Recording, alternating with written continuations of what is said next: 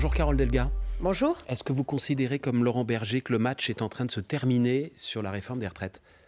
Non, je ne considère pas que le match soit terminé parce que la cause que nous défendons, d'être contre ce projet des retraites qui est parfaitement injuste, elle mérite encore d'être défendue.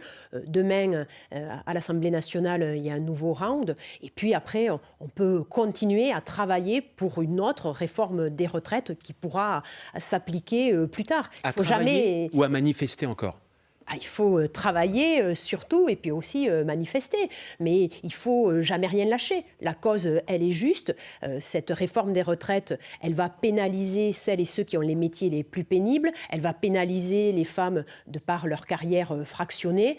Donc, moi, je ne lâche jamais rien. Donc, s'il le faut, vous êtes prête à retourner manifester cet été, à l'automne, jusqu'à quel moment ? Oui, mais disons qu'on doit déjà attendre la réunion de l'intersyndicale qui va avoir lieu la semaine prochaine et être en soutien aux décisions de l'intersyndicale. Moi, je salue vraiment la grande responsabilité des syndicats qui ont été à l'écoute, qui ont été rassembleurs, contrairement au président de la République qui a été sourd au sentiment d'injustice très très fort qu'il y a dans la population.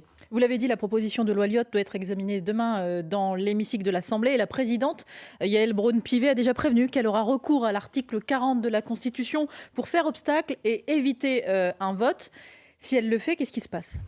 Quand on a peur de la démocratie, ça veut dire que le gouvernement va mal, parce qu'il n'y aura pas eu de vote sur une réforme majeure, parce qu'on ne va pas nous sortir... De vote à l'Assemblée, mais au Sénat... Il n'y aura pas eu de vote à l'Assemblée. Voilà, à l'Assemblée, il n'y aura pas eu de vote. C'est quand même grave que la représentation nationale ne puisse pas s'exprimer librement, parce qu'on ne va pas nous vendre la blague que les Français ont approuvé la réforme des retraites en élisant Emmanuel Macron. Parce que les Français, ils n'ont pas élu Emmanuel Macron.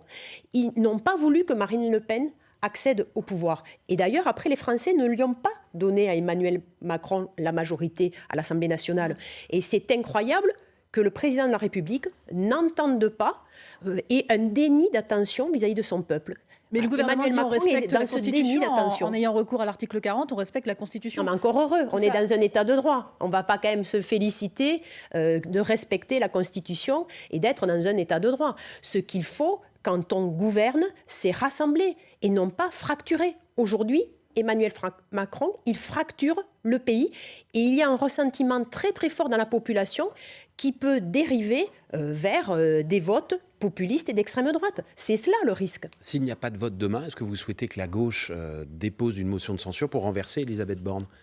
Je pense que nous devons avant tout... Vous dites que ce sont deux dossiers différents, la réforme des retraites et le sort de la Première ministre. Ce sont en effet deux dossiers différents, mais moi ce que je prône, c'est que la gauche, elle travaille collectivement à un projet pour 2027 et que nous soyons une équipe à faire des propositions. Et il faut redonner espoir à la population.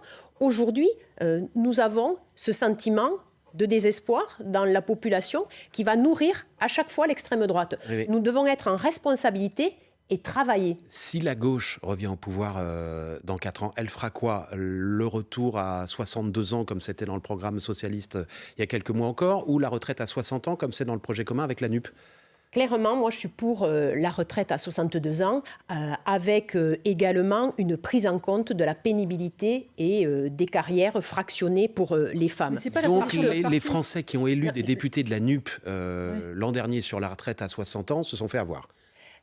Nous avons, attention, des positions différentes. Oui, mais c'était dans le projet, c'était sur les tracts, sur les affiches. Ouais. Non, mais je veux dire, au Parti socialiste, il n'y a jamais eu de discussion sur ce sujet et le Parti socialiste a porté un projet de la retraite à 62 ans. Et puis, il faut être honnête sur cette question de la retraite. Le sujet, ce n'est pas l'âge, c'est la durée de cotisation. Et la durée de cotisation, elle ne peut pas être la même selon qu'on soit ouvrier dans le bâtiment, selon qu'on soit aide-soignant dans une maison de retraite ou selon que l'on travaille dans des bureaux. Ce qu'il faut vraiment travailler, c'est la durée de cotisation et prendre et donner un bonus pour celles et ceux qui ont des métiers les plus pénibles. Mais même sur la durée de cotisation, la proposition n'est pas la même selon les députés socialistes qui font partie de la NUPES. Ou vous-même. Donc en fait, il faut se fier à quoi ? Je suis électrice du Parti socialiste. C'est quoi votre projet ? Mais vous avez raison. Mais c'est pour ça que le Parti socialiste ne va pas bien et ne fait pas de bons scores aux élections nationales. C'est parce que nous ne travaillons pas. Et c'est pour ça que nous devons nous rassembler et nous devons travailler au sein du Parti socialiste, mais aussi au sein de toute la gauche. Il est absolument indispensable de proposer un nouveau chemin, un nouveau projet à toute cette population qui est complètement désespérée. L'urgence, c'est que nous devons casser la dynamique de l'extrême droite. Et là, nous avons une responsabilité, la gauche, de faire des propositions, de mettre en œuvre des solutions. Il y a un autre texte qui divise déjà. Le gouvernement envisage de présenter son projet de loi pour réguler l'immigration le mois prochain. Est-ce que la gauche doit voter le texte si la régularisation des sans-papiers y est intégrée ? Je pense que nous allons être très très loin dans des métiers en tension, dans les valeurs de gauche et le projet de loi sur l'immigration. Moi, je pense que sur l'immigration, on doit arrêter de véhiculer cette image d'une immigration qui ne représente qu'une menace. L'immigration, c'est une richesse pour la France, c'est une richesse. Qui c'est qui a fait fonctionner les hôpitaux, les maisons de retraite pendant la crise de Covid ? Il y avait beaucoup d'immigrés. C'est qui les personnalités préférées des Français ? C'est Kylian Mbappé, c'est Yannick Noah. Ce sont des Français. Oui, Ce sont des Français. Attention, il y a une différence. Pardon ? Ce sont des Français. Oui, non, mais tout à fait, mais ils sont vraiment originaires d'autres pays. Ce sont les fruits de l'immigration. Mbappé, il est né en France. Non, mais c'est leurs parents, ces personnes que je vous cite, ne sont pas. La mère de Kylian Mbappé est née en France. Mais si vous. Mais oui. voilà, je ne pense pas. Vous parlez d'origine et. Non, mais ce dont je veux vous parler, c'est qu'on ne peut pas, quand même, quand on est en politique, être juste dans la stigmatisation de l'immigration. Mais la régularisation des sans-papiers dans les secteurs en tension. Il faut rappeler les apports, oui. Et il faut aussi dire que nous avons un devoir d'humanité et que par rapport à l'immigration, ils ont aussi, ceux qui arrivent sur le sol français, de respecter les lois de la République. La régularisation des sans-papiers dans les métiers en tension, c'est une façon de reconnaître leur utilité, leur apport. Oui, tout à fait. Oui. Oui, mais cette mesure-là, vous y êtes favorable ou pas ? Et cette mesure-là, j'y suis favorable, mais nous devons aussi avoir des accompagnements pour l'intégration des immigrés. La question de la réduction de l'aide médicale d'État, j'y suis parfaitement opposée. L'application plus stricte des obligations de quitter le territoire, là-dessus, vous êtes sur la même ligne que le gouvernement ou pas ? Aujourd'hui, on a des obligations de quitter le territoire qui sont beaucoup, beaucoup trop faibles. Donc, il faut avoir bien sûr un devoir d'humanité, mettre en place des moyens pour intégrer celles et ceux qui arrivent dans notre pays poussés par la misère ou par la guerre. Mais quand il y a une décision de justice, elle doit s'appliquer. Nous sommes dans un état de droit. Carole Delga, présidente socialiste de la région Occitanie, invitée de France Info jusqu'à 9h. On a la confirmation il y a quelques instants de ce qui va se passer ou plutôt ne pas se passer demain à l'Assemblée nationale. C'est tout de suite d'ailleurs dans le fil info de 8h41 avec Sophie Echen. Face à l'urgence climatique, nous sommes dans les derniers instants où l'on peut réagir. C'est ce qu'affirmait ce matin sur France 2 la secrétaire nationale des Verts, Marine Tondelier. Elle appelle à laisser tomber certains débats qui n'en valent pas la peine et estime que les 7 milliards d'euros annoncés par le gouvernement pour financer la transition écologique l'année prochaine ne suffiront pas. Justement, lui propose aujourd'hui la première formation en ligne aux enjeux environnementaux. Le CNED, le Centre national d'enseignement à distance, formation gratuite pour comprendre les causes du changement climatique et les solutions pour les atténuer. Le plan de lutte contre les violences faites aux enfants présenté en Conseil des ministres ce matin, alors qu'au moins 160 000 enfants sont victimes de violences sexuelles chaque année. Le texte prévoit notamment de former les professionnels de l'enfance pour mieux repérer ces violences. Et puis la peintre Françoise Gillot, ancienne compagne de Picasso avant de s'en émanciper, est morte hier. L'une de ses peintures, Paloma à la guitare, s'était vendue aux enchères à plus d'1 million de dollars il y a 2 ans. Françoise Gillot avait 101 ans. France Info. Le 8-30 France Info, Salia Brakia, Marc Fauvel. Toujours avec la présidente socialiste de la région Occitanie, Carole Delga. Je vais la donner moi, l'information, je me suis trompé. La présidente de l'Assemblée nationale, Yaël Braun-Pivet, confirme ce qu'on disait il y a quelques instants. Pas de vote demain sur la proposition de loi déposée par le groupe Lyot. C'est le scénario que vous redoutiez ? C'est une erreur. C'est une erreur. Ça veut dire qu'on refuse le débat, c'est qu'on a peur. Et avoir peur du débat, c'est un très très mauvais signe quand voit le gouvernement, un mauvais signe de plus vis-à-vis de 70% des Français qui sont contre la réforme des retraites. Bruno Le Maire, le ministre de l'économie, met la pression sur les industriels de l'agroalimentaire qui refusent de revenir autour de la table des négociations pour faire baisser les prix. Sur les 75, il y en a 2 ou 3 qui l'ont fait pour le moment, donc il menace de dévoiler publiquement leur nom. Est-ce que vous le soutenez dans sa démarche ? Mais je pense que la mesure la plus efficace serait de taxer les super-profits. Tout simplement. On voit bien que dans ces industriels, il y a des marges qui sont très très fortes, souvent au détriment des producteurs. Et moi, je soutiens la taxation des super-profits parce que cela évitera ce genre de dérive. Taxer les super profits dans les industries agroalimentaires, c'est quoi ? Parce qu'en fait, si on écoute les patrons des industries agroalimentaires, ils disent non, mais en fait, il y a eu des coûts de production qui ont été largement élevés avec l'inflation.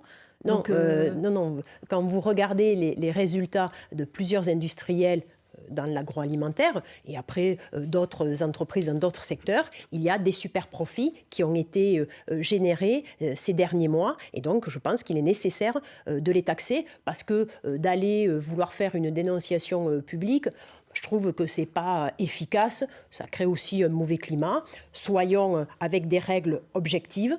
Quand des entreprises font des profits dans des proportions très fortes, il est normal de les taxer et qui participent à l'effort national. On a quand même des urgences à financer, l'urgence climatique et aussi l'urgence sociale par rapport au pouvoir d'achat de nos concitoyens. Carole Delgave, dans votre région, vous avez mis en place l'an dernier les trains à 1 euro les premiers week-ends de chaque mois. Est-ce que vous êtes sûr, tout d'abord, que ça réduit la part de la voiture dans les déplacements ?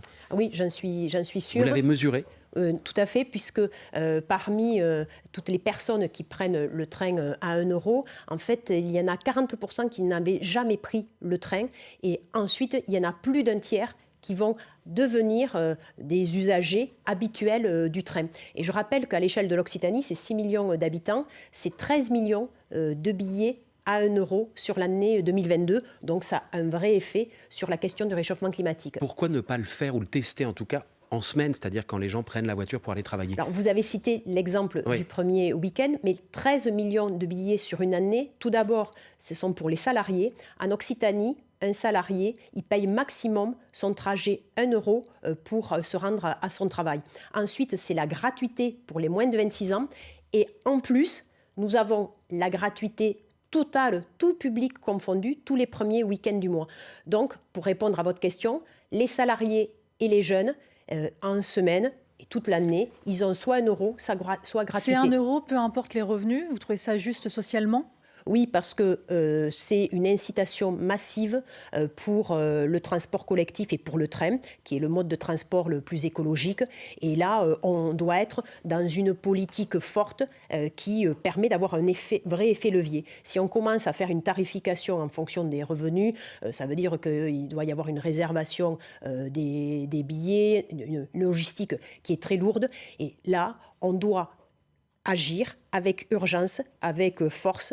Et la question d'une tarification 1 euro, c'est simple, tout le monde le comprend et c'est une progression. Nous, on a eu quand même 30% de progression d'usagers du train en 6 ans. Aujourd'hui, c'est 80 000 abonnés tous les jours en Occitanie. Quand j'ai été élue présidente, c'était 60 000. Dans votre région, les militants écologistes se mobilisent toujours contre la construction de l'autoroute A69, celle qui doit relier Toulouse à Castres. Est-ce que vous y êtes toujours favorable ? Oui, j'y suis toujours favorable parce que je pense qu'en politique, c'est important d'avoir de la cohérence. On peut être pour les TER gratuits d'un côté et pour les nouvelles autoroutes de l'autre. Parce que c'est important de connaître la réalité de vie de ses concitoyens. Moi, ce que je souhaite en Occitanie, c'est stopper l'hypermétropolisation et qu'on puisse avoir des villes d'équilibre où il y a des services publics, mais il y a aussi de l'emploi. La zone autour de Castres, c'est un taux de chômage et un taux de pauvreté supérieur de 20% à la moyenne nationale. Donc moi, j'en ai assez de voir ce territoire où il y a plus de précarité, où il y a une perte de la population sur les 20 dernières années. Et ce que je veux, c'est que mes entreprises qui y sont, elles y restent. Et surtout, je veux qu'il y ait de nouvelles entreprises pour qu'il puisse y avoir de l'emploi localement. Et ça, le train, par exemple, ne le permettrait pas ? Non, le train ne le permet pas parce que nous sommes en voie unique. Et sans rentrer dans des considérations très techniques, quand vous avez une seule voie, vous ne pouvez pas faire un cadencement parce que, en fait, en termes clairs, vous ne pouvez pas avoir des trains qui se croisent. Et l'argent investi dans cette autoroute ne permettrait pas de doubler la voie ? Non, elle ne le permettrait pas parce que la participation des collectivités publiques est très faible puisque, par exemple, pour l'Occitanie, nous allons donner 6 millions d'euros. Voilà, vous comprenez bien qu'avec 6 millions d'euros sur du rail, vous ne faites même pas 1 kilomètre. Hein. Voilà. Les militants écologistes qui sont contre le projet disent aussi que cette autoroute, en fait, ce sera une autoroute pour les riches. Parce que concrètement, pour faire un aller-retour, il faudra payer 17 euros. Vous leur répondez quoi ? Je leur réponds qu'ils tronquent la vérité parce que pour un abonné, ça sera entre 110 et 160 euros par mois pour une personne qui ferait le trajet tous les jours durant le mois. Donc ce n'est pas 17 fois 20 comme ils le disent. Et sur ce sujet, autant les travaux ont été signés il y a plus de 15 mois par le gouvernement, autant sur la question de la tarification, on a encore, avec le ministre Clément Beaune, du temps pour négocier, pour faire baisser ces tarifs. Mais aujourd'hui, ce tarif de 17 euros, il ne s'appliquera pas clairement sur ce trajet. Carole Delga, les élus insoumis de votre région demandent la suspension de la ZFE de Toulouse. Toulouse qui fait partie des 43 villes où ces zones d'interdiction progressive des voitures les plus polluantes doivent être mises en place. Dans ce dossier, est-ce que vous souhaitez que toutes les villes avancent à la même vitesse ? Ce qui n'est pas le cas aujourd'hui, chaque ville fait son propre calendrier. Je pense que pour les zones à faible émission, tout d'abord, il doit y avoir un accompagnement pour les personnes qui ont des voitures qui sont aujourd'hui polluantes.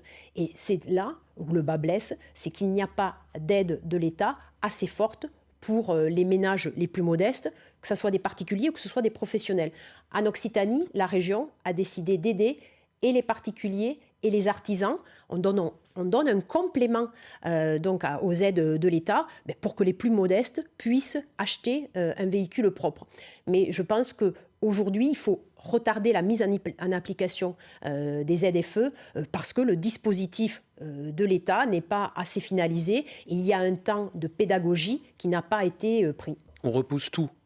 Toutes les ZFE, on Je pense que de calendrier. Repousser de 6 mois les ZFE. 6 mois, ça ne permettra pas forcément à tout le monde de trouver l'argent pour acheter une voiture. Non, mais ça peut permettre d'avoir les dispositifs de l'État qui soient amplifiés et ça peut permettre aussi de donner l'information aux particuliers comme aux artisans de comment ils font pour accéder à ces aides. Carole Delga, et de l'État et de la région. Pardon, vous restez avec nous. 8h50, le fil info, Sophie Echen. Il n'y aura pas de vote demain à l'Assemblée sur l'abrogation des retraites. Quoi qu'il se passe, la présidente de l'Assemblée nationale, Yaël Braun-Pivet, l'assure ce matin. C'était pourtant l'un des derniers espoirs des opposants à la réforme. Hier, la 14e journée d'action a rassemblé entre 280 000 et 900 000 manifestants dans toute la France. C'est la plus faible mobilisation depuis le début du mouvement.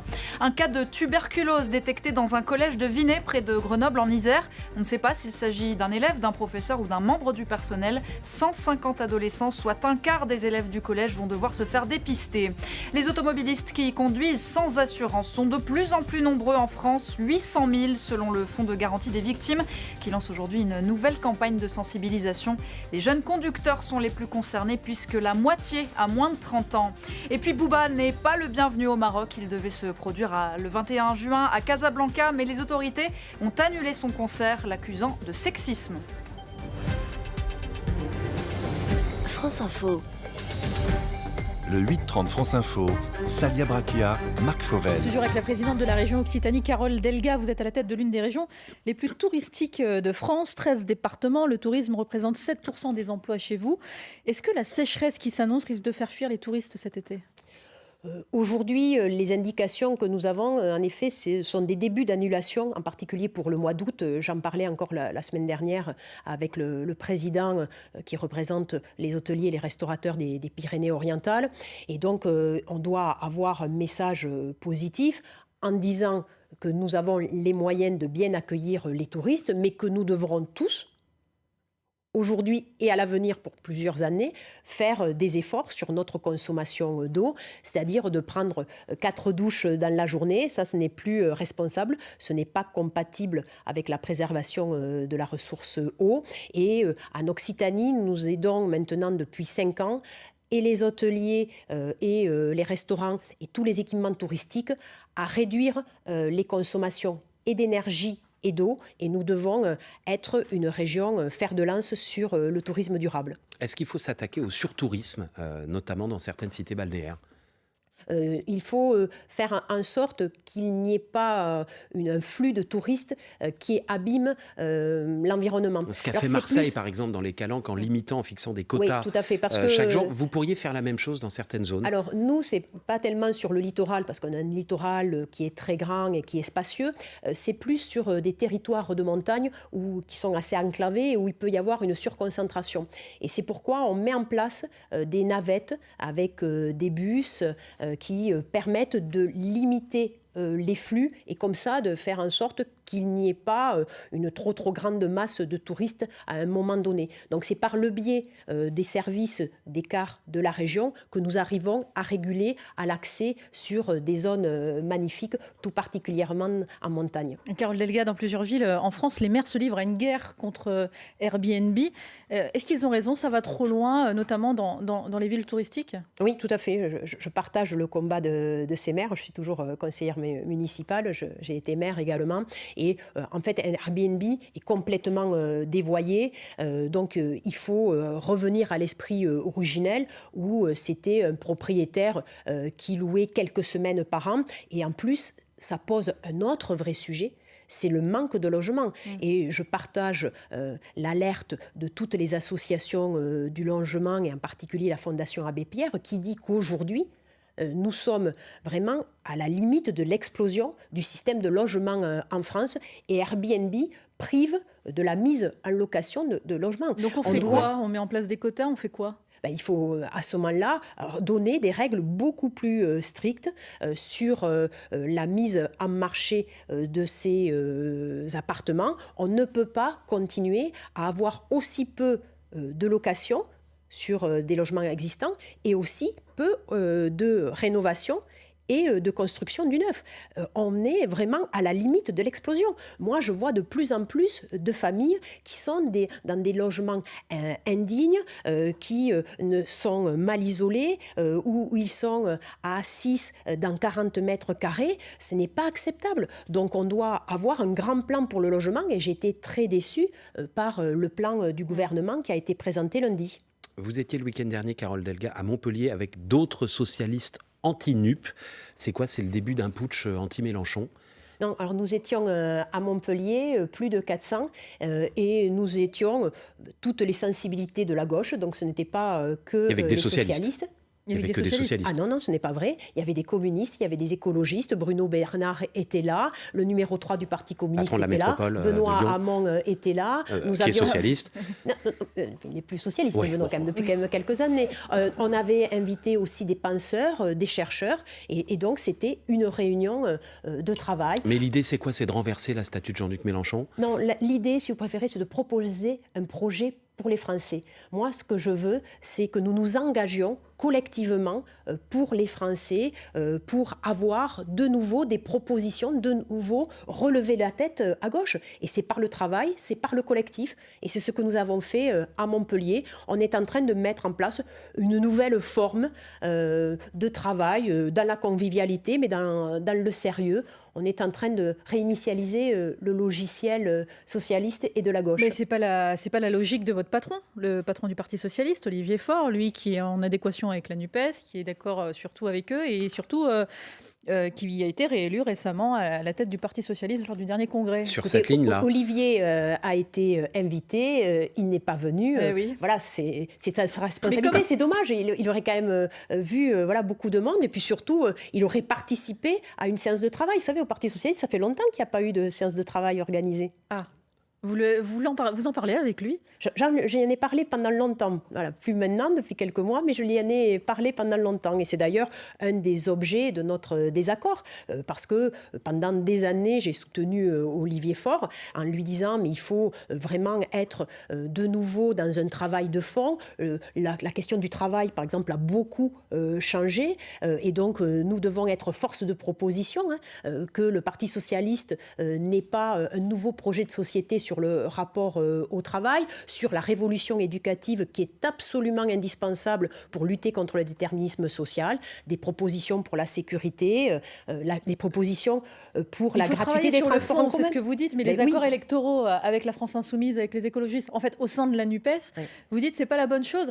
La question des européennes se pose. Oui. Jean-Luc Mélenchon dit s'il n'y a pas d'accord, Oui. c'est la fin de la NUPES. Vous voyez, ce type de politique, ça dégoûte les Français. C'est pour ça que les Français ils vont plus voter ou ils vont vers l'extrême droite. Parce qu'en fait, on fait que parler de popole électoral et on parle jamais des problèmes des Français. Mais vous ne pensez pas Il qu'une faut partie mener- des électeurs socialistes se disent aussi comment un parti qui a fait 2% peut avoir 2 lignes? Oui, mais comment un parti qui a fait 2%, qui quand même a Un la peu moins, moitié pour être des précis, oui, moins de 2%, qui a la moitié des régions, qui a de nombreuses villes, qui a 30% des départements, comment ça se fait qu'ils ne soient pas capables de se mettre autour d'une table, d'avoir un vrai programme de révolution éducative avec plus de formation pour les enseignants, avec une semaine de 4 jours et demi? Comment ça se fait qu'on ne porte pas la gratuité des transports en commun, comme je le fais en Occitanie, comme le fait Michael Delafosse à Montpellier? Comment ça se fait que quand on parle de sécurité, les socialistes ne soient pas capables de s'exprimer clairement? Comment ça se fait qu'on n'ait pas un vrai projet européen? Les élections européennes vont arriver, on ne fait pas que parler d'accord. C'est quoi le projet européen? Ce que veulent les jeunes, ce que veulent les Français, c'est un projet clair. Et quand vous avez un projet clair, les gens y s'engagent et on gagne. J'ai été réélue et j'ai été la présidente de région la mieux réélue de France. Alors qu'on a des convictions et du courage, on gagne. Carole Delga, présidente socialiste de la région Occitanie, était ce matin l'invitée de France Info. Merci et bonne journée à vous. Merci.